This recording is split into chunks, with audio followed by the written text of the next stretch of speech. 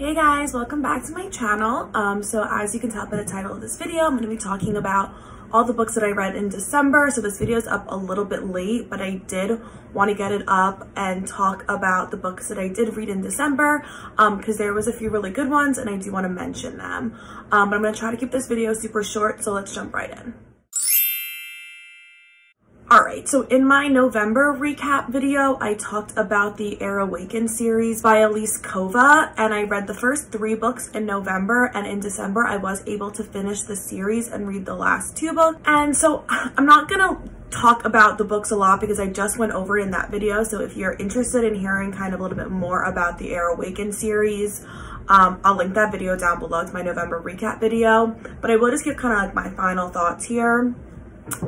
And I kind of just agree with everything I said in that last video. The second or the last 2 books that I read kind of just performed equally as the other books. They kind of had that, you know, adventure, and we get a little bit more of the romance, and we see a little bit more about the world, and our characters build, and you know, and it obviously just comes to an end in the last book, and I just felt like it was good. Like, it wasn't anything spectacular, it wasn't anything bad or annoying, it didn't drag, which I really liked, because there are some YA series that I read and I feel like there's like 1 or 2 books in there that they probably could have like either combined or like just probably gotten rid of, and the series would still be really good, and it's like they're just filler, and it's like, did you just do 5 books instead of 4 because like you wanted to sell an extra book?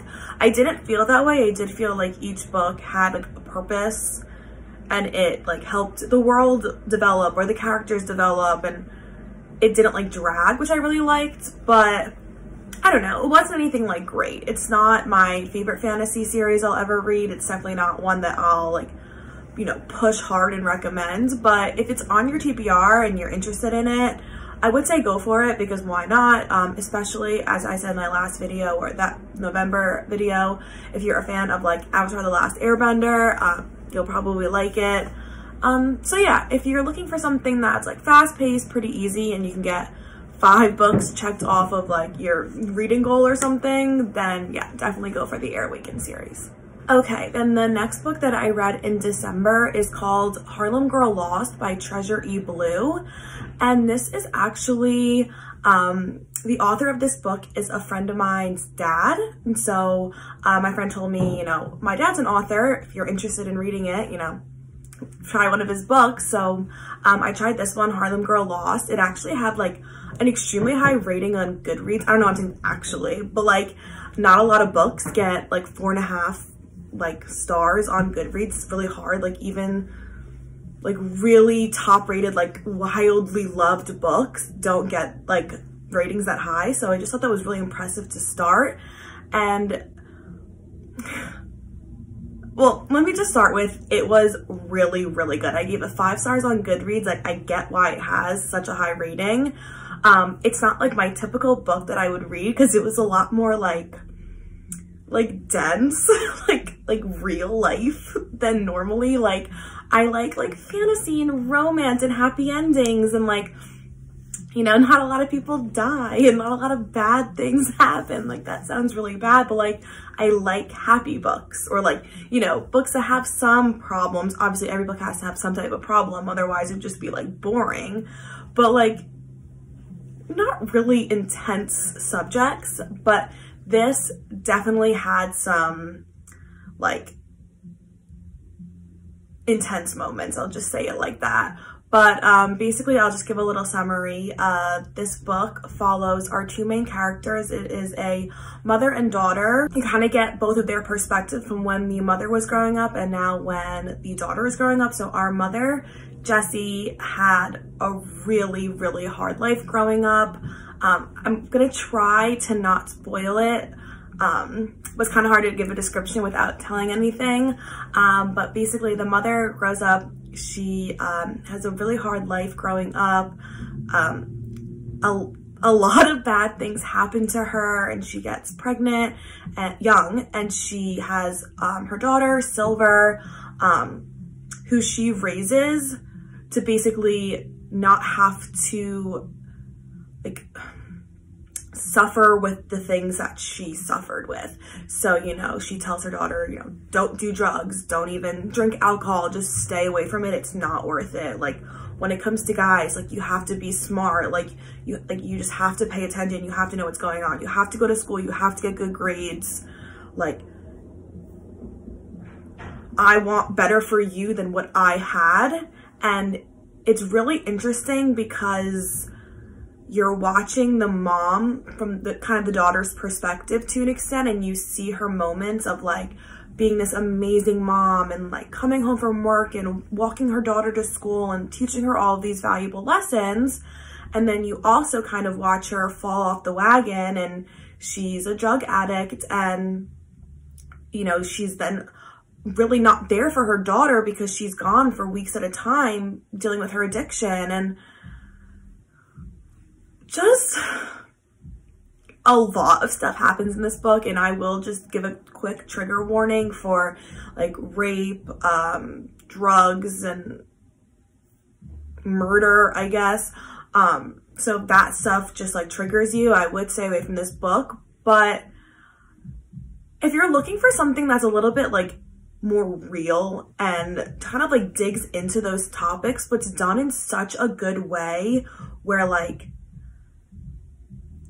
you're really like rooting for these characters, and when something bad happens to them, you're really upset. And when like they make a mistake, like you want better for them, and you really do kind of connect with the characters. And you, as you watch them grow and like make good choices, you're like, yay, good job. Or like make mistakes and you're like, no, please, like don't do that. Like, come on, like you're better than that. And I don't know, I'm not really explaining it well because I'm trying not to give anything away, but yeah, I just thought it was really good, and definitely not the typical books that I read. I usually read like high fantasy and romance, and this is I believe like an urban fiction, I guess would be the genre that I would put it under, because it takes place in Harlem, and I want to say the 1980s, 70s or 80s. Yeah, so that's really all I have to say about it. It was just really good. And again, if like rape and murder and drugs and things like that trigger you, I would stay away from it.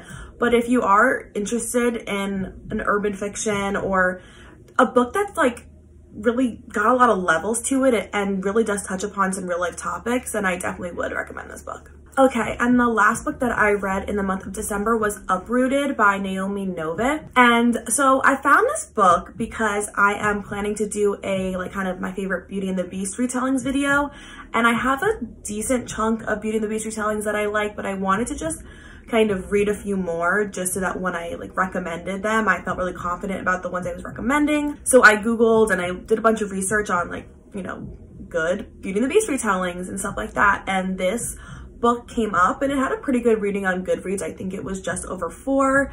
And so, you know, I picked it up, I got on my Kindle and I read it.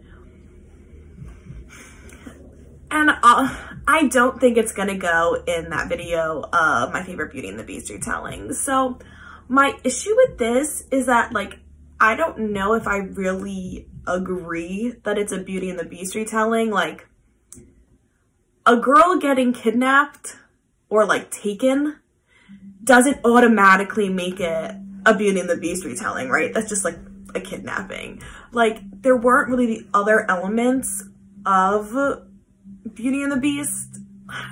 Like, there was some here and there, and it's like, okay, I understand how potentially it could get on that list, but like, I don't know if I would put it there.